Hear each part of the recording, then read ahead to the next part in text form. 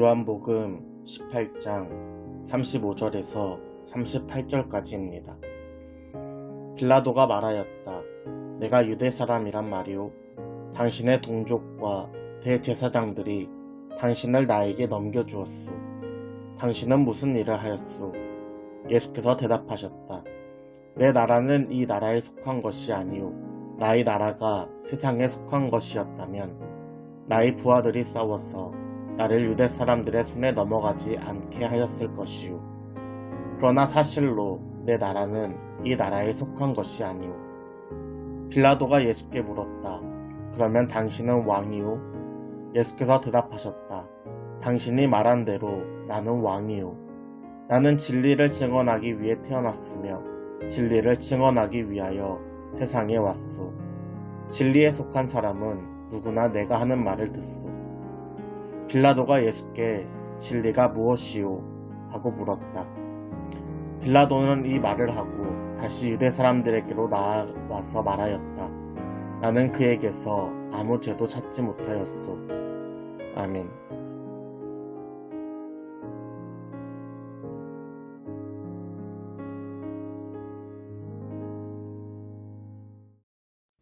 샬롬, 앉은 자리 새벽 기도에 오신 여러분, 주님의 이름으로 환영합니다.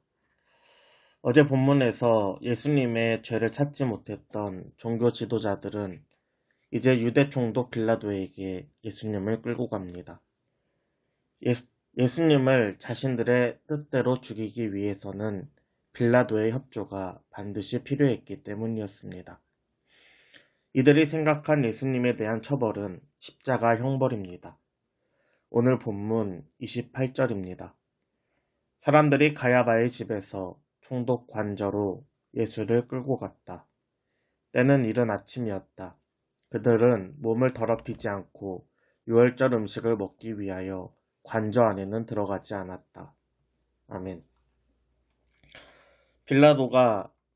빌라도의 협조가 필요하긴 했지만 대제사장들과 바리새인들은 총독의 관저에는 들어가지 않습니다. 당시 이들에게 이방인은 부정의 대상이었기 때문입니다. 이들은 자신이 정해놓은 정결법에 따라 유월절 절기를 지키기 위해 이방인의 관저에 출입을 스스로 금한 것입니다. 그러나 이들이 관저를 방문했던 이유는 율법의 주인이시자 거룩하신 하나님의 아들이신 예수님을 죽이기 위함이었습니다. 하나님께서 율법을 주신 이유는 하나님과의 관계와 이웃과의 관계를 위함이었습니다. 그러나 당시 종교 지도자들은 이 율법의 정신보다 자신의 권력과 기득권을 유지하는 도구로 사용하였습니다. 그 결과 율법의 주인이신 예수님을 눈앞에 두고도 알아보지 못하며 오히려 로마의 법으로 예수님을 죽이려고 하였습니다. 율법을 지키던 종교 지도자들은 하나님의 뜻을 막는 행위가 되어버렸습니다. 유대인들의 지도자들의 요청으로 빌라도는 예수님을 신문하기 시작합니다. 신문을 통하여 죄를 찾고 심판하기 위함입니다. 빌라도가 예수님께 나아가 이렇게 이야기합니다. 오늘 본문 33절입니다. 빌라도가 다시 관저 안으로 들어가 예수를 불러내서 물었다. 당신이 유대 사람들의 왕이오? 빌라도는 이 상황이 매우 귀찮습니다. 새벽부터 유대 지도자들이 찾아와 어떤 사람을 처벌해달라 요청합니다. 그것도 로마 제국의 최고 형벌인 십자가형을 요구하였습니다. 이 귀찮고 난처한 일을 대충 처리하기 위해 예수님 앞에 섰습니다. 빌라도가 말합니다. 내가 유대인의 왕이냐? 예 하면 십자가형을 내리고 아니요 하면 그를 풀어주려는 굉장히 무성의한 대답입니다. 그런데 이러한 빌라도의 질문에 예수님께서 답하십니다. 예수께서 대답하셨다. 당신이 하는 그 말은 당신의 생각에서 나온 말이요. 그렇지 않으면 나에 관하여 다른 사람들이 말하여 준 것이요. 아멘. 예수님께서는 종교 지도자들의 뜻에 맞추려는 빌라도의 마음을 찌르셨습니다. 예수님을 살리고 죽이는 이 중요한 순간이 빌라도의 손에 달려 있습니다. 그런데 정작 빌라도는 종교 지도자들의 요청이라는 이유로 스스로 판단하지 않습니다. 정의로운 재판을 담당해야 할 총독이 자신의 귀와 눈을 닫아버린 것입니다. 예수님께서는 이러한 빌라도의 마음을 찌르시고 그가 공정한 재판을 하도록 기회를 주셨습니다. 계속해서 예수님의 대답이 이어집니다. 오늘 본문 36절과 37절입니다. 예수께서 대답하셨다. 내 나라는 이 나라에 속한 것이 아니오. 나의 나라가 세상에 속한 것이라면 나의 부하들이 싸워서 나를 유대 사람들의 손에 넘어가지 않게 하였을 것이오. 그러나 사실로 내 나라는 이 세상에 속한 것이 아니오. 빌라도가 예수께 물었다. 그러면 당신은 왕이오. 예수께서 대답하셨다. 당신이 말한 대로 나는 왕이오. 나는 진리를 증언하기 위해 태어났으며 진리를 증언하기 위하여 세상에 왔소. 진리에 속한 사람은 누구나 내가 하는 말을 듣소. 아멘. 예수님께서는 우리를 위하여 이 땅에 오신 왕입니다. 이 땅에 오시긴 하였지만 예수님께서는 하나님 나라의 왕이십니다.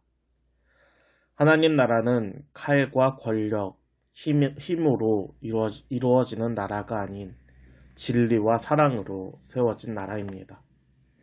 그렇기 때문에 예수님께서는 이 땅에 오셔서 추종자들을 부르시지 않으시고 제자들을 부르셨습니다.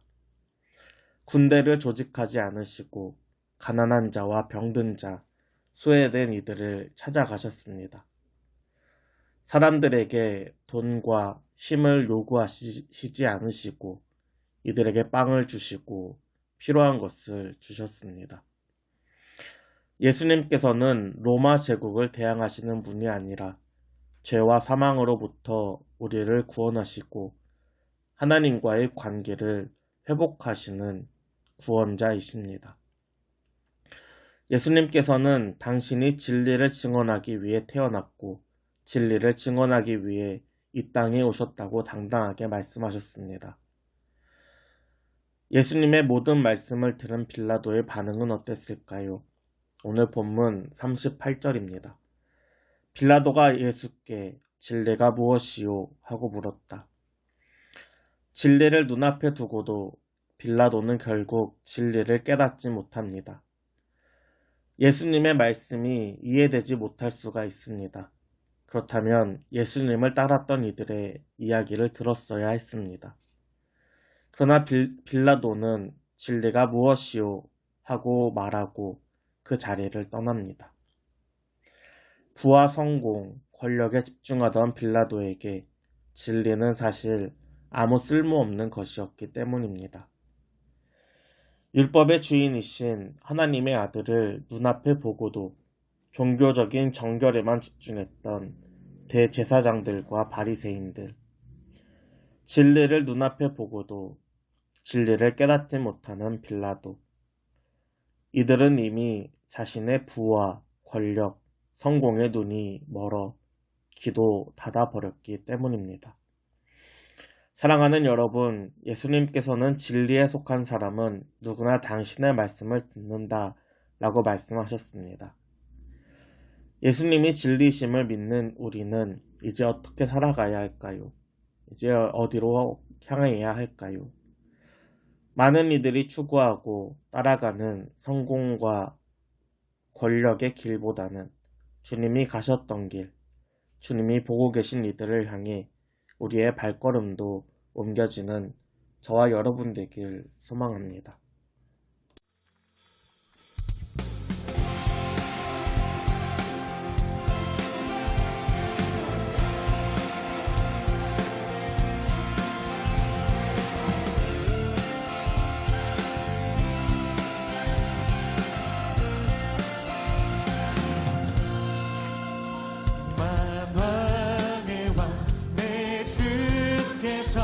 왜 고초당했나